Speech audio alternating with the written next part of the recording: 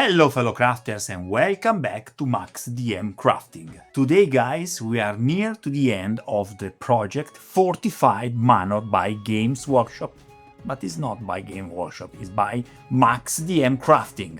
In this third episode we are creating the connection piece and also some iconic details such as the chimney and also the stairs of the tower. We have templates. During this video you will see how I adjust the templates, but if you are one of my supporters, you will find on Patreon the final version of the template with all the correction and stuff. Buckle up and crack on!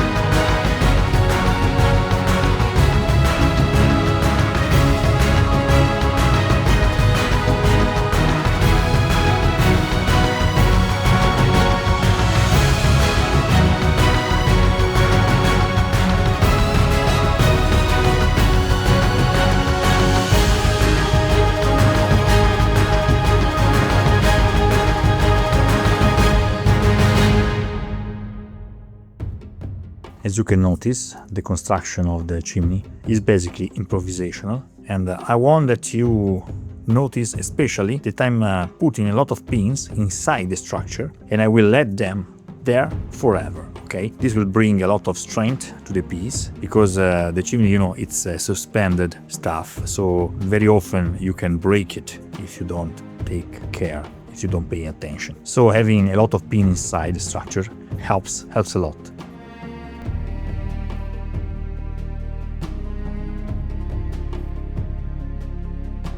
This technique is a perfect example of how you don't need to have a single brick structure for having beautiful and detailed stuff, but you can work on bigger pieces like this one, for example, and then you see you add a lot of dimension to your piece that seems to be created by single bricks. But in this way, the work is much faster, okay, and very, very effective. I suggest you to take your time, in any case, and give all the depth that the piece needs. For do that, we need a screwdriver or something that can push the bricks a little bit, okay? This gives also a lot of realism.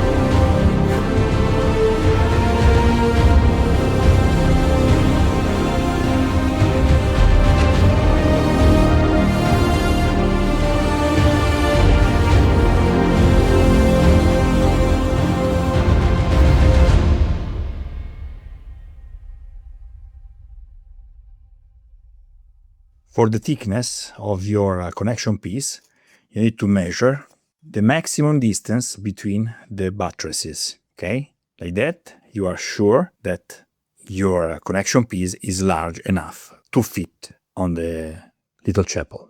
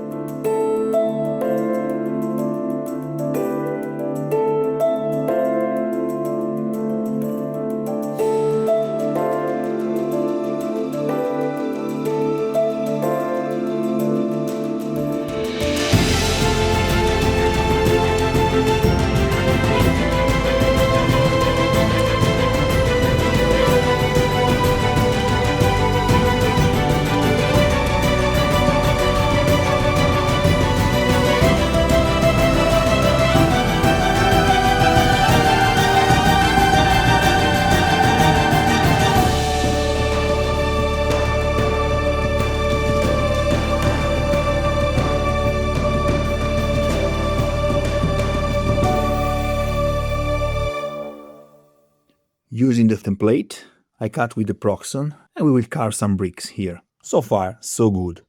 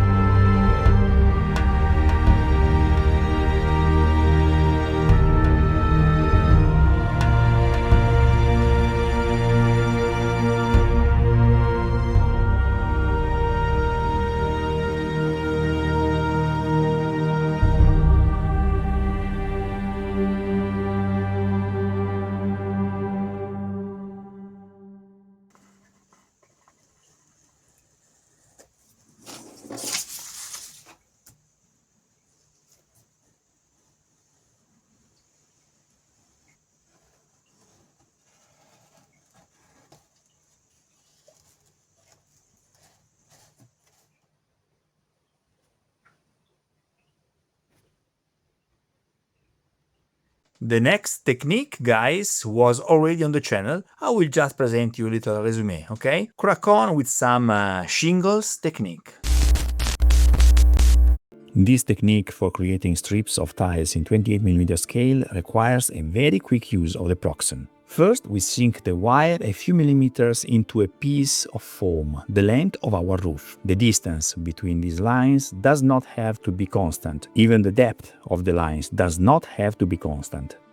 This is the most important step. We have to tap on the hot wire. The side is the one we entered for the lines above, and I recommend two steps. The first consists in bringing the support of the Proxon closer to the wire, almost until it touches it. In this way, we will obtain a rich and shallow texture on the entire side. The second step consists in moving the wire support away by 1 or 2 mm and tapping only in some small areas of the piece. This will create diversity in the length of the tiles. In the end, we will end up with this result. Now, using a metal brush, we are going to scratch the surface of the tiles. Once this is done, we can go to the proxon and cut out the first strip with a thickness of approximately 1-2 millimeters. Once the strip has been cut, we repeat the step with the brush, and then we cut another strip and so on until we reach a sufficient quantity of tile strips. These strips all have the same sequence of tiles. Simply break them and reverse every other line to obtain a random and satisfying effect.